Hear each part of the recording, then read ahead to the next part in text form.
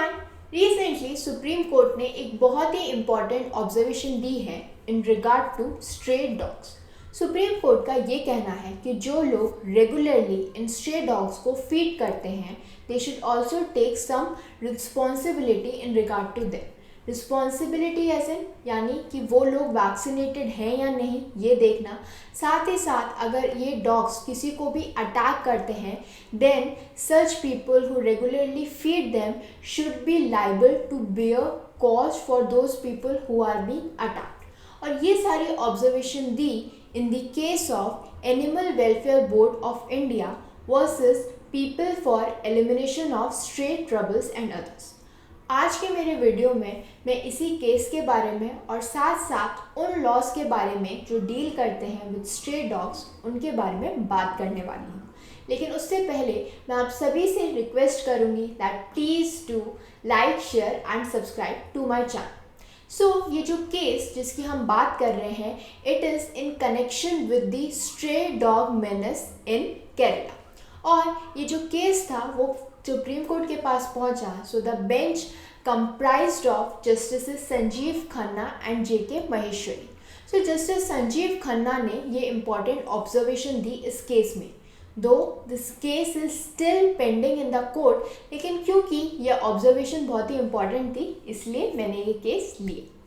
अगर जस्टिस खन्ना की माने तो जस्टिस खन्ना का ये कहना था that he himself is a dog lover, लेकिन हमें एक बैलेंस बिठाने की ज़रूरत है between those people who love dogs and those people who are affected, who are victim of the attack which are done by the dogs। तो हमें इसके बीच में बैलेंस बिठाने की ज़रूरत है और इसीलिए ज़रूरत है उन लोगों की जो डॉग लवर्स हैं जो रेगुलरली फीड करते हैं डॉग्स को, उनकी मदद की और he is asking them to take some responsibility.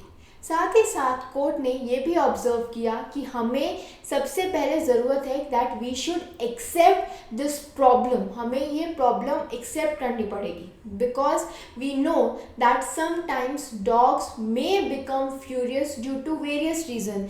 They might be furious because of lack of food और they have got infected. So those dogs who are infected, who are rabies infected should be put in care center by the authorities because अगर वो dogs किसी को bite कर लेते हैं then there is a lot of more problem। So उनका ये कहना था, उन्होंने ये observation the that those people who love dogs they should take responsibility on themselves and most importantly we should accept the problem of stray dogs and then only we can work on it. Now we will talk about the laws protecting stray dogs in India। सबसे पहली और important बात तो ये that it is not illegal to feed stray dogs in India. It is absolutely legal. आप stray dogs को जो है फीड कर सकते हैं क्योंकि बहुत सारे लोग ऐसे हैं that they are humiliated, they are assaulted for feeding stray dogs। So it is absolutely legal to feed stray dog, but it is illegal to poison stray dog। It is an offense under section 11 of the Prevention of Cruelty to Animals Act 1860। You cannot poison a stray animal। साथ ही साथ it is illegal to cause harm to stray animal। आप किसी भी तरीके की injury किसी भी सड़क के कुत्ते को या any dog who is not a pet, जो किसी का पालतू कुत्ता नहीं है, एक स्ट्रे डॉग है, एक स्ट्रीट डॉग है, उसे आप किसी की तरह की इंजरी जो है नहीं पहुंचा सकते।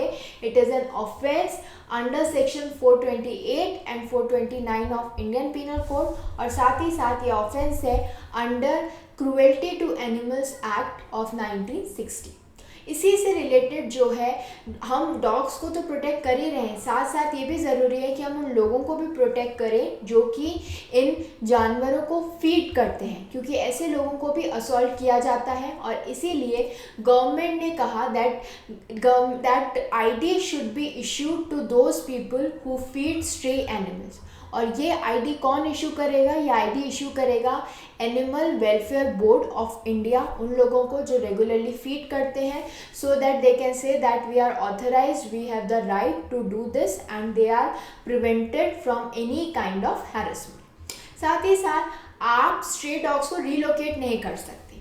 क्योंकि बहुत लोग क्या करते हैं, ओके इंजरी नहीं पहुंचा सकते, हम मारपीट नहीं कर सकते, हम पॉइजन नहीं कर रहे, फाइन, लेकिन हम इन्हें एक जगह से दूसरी जगह रिलोकेट तो कर सकते हैं? नहीं, आप रिलोकेट नहीं कर सकते, because this is also not allowed under section 11 sub clause 1 sub clause I and sub clause J of PCA act, यानी prevention of cruelty to animals act 1960 ये कहता है कि आप किसी भी स्ट्रे एनिमल को, नॉट ओनली डॉग, किसी भी एनिमल को जो है आप रिलोकेट नहीं कर सकते।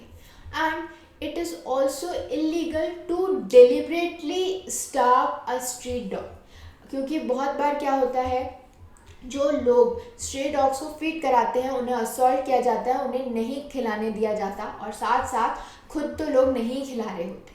तो उस केस में क्या होता है, कई बार स्ट्रे डॉग्स जो हैं बिकॉज ऑफ स्टार्वेशन उनकी डेथ हो जाती है। So this is not allowed, this is an offence, it is illegal under section 11 sub clause 1 sub clause H of the PCA Act 1960.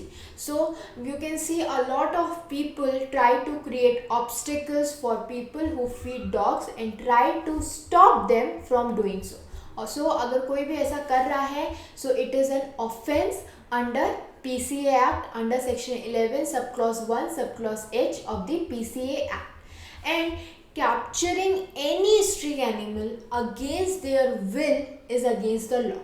So section 9 of the Wildlife Protection Act 1972 क्या कहता है कि कोई भी person जो है किसी भी एनिमल को जो है, स्ट्रीट एनिमल को जो है ज़बरदस्ती पकड़ने की कोशिश कर रहा है with the intent of causing harm, okay, intent होना चाहिए, इंटेंशन जो है उसके बिहाइंड ये है to cause harm, in that case it is not allowed, it is against the law, and even attempting such thing is a crime. So आप पकड़ तो नहीं सकते, और आप इस तरीके का कोई भी अटेम्प्ट भी कर रहे हो तो वो क्राइम है under section 9 of wild life protection act. So I hope this video was helpful to all of you in understanding that what are the rights and duties of a person, of a citizen, और कौन कौन से laws जो हैं वो protect करते हैं stray dogs को।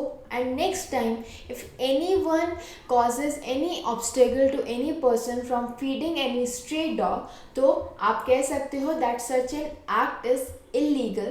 साथ ही साथ जो भी डॉग फीडर्स हैं उन्हें ये ध्यान में रखा जाता है दैट उनका काम सिर्फ यहीं तक नहीं है that they love dogs and they are feeding them, they should also bear some responsibility in regard to vaccinating them and taking responsibility for providing for taking care of the person who is attacked by the animal and bearing the cost of that if you are taking the responsibility of that animal.